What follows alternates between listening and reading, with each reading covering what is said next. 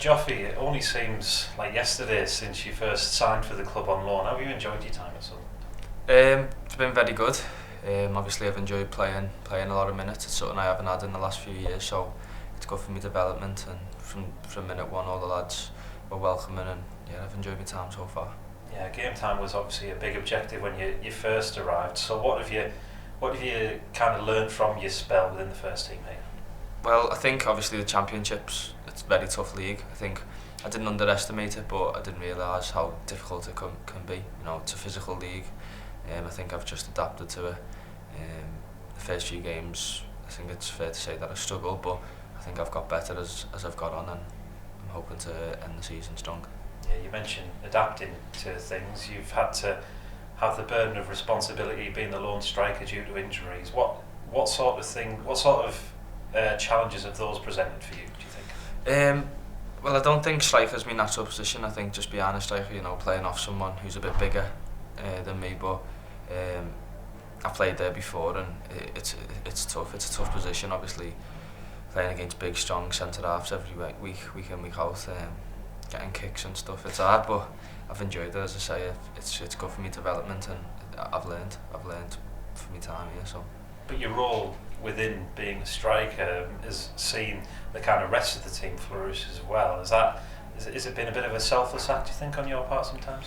Well, I think football's a team game, isn't it? Everyone's got to play the part, and I think as a striker, I think especially out of possession, I think you start the trigger press, you start the running for the team to jump. So I just try and do what's best for the team.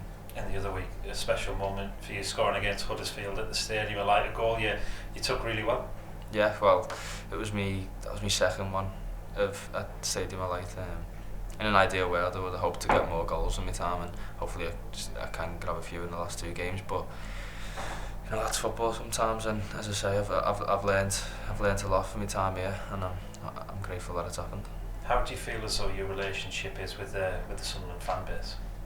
Well, as I said, when I first joined, I didn't realise how big of a club it was. It sort of took me by surprise, but the fans are incredible. You know, the support that they show, home games and even away games. They travel miles and in thousands to come support us, and I can't thank them enough for supporting us every game.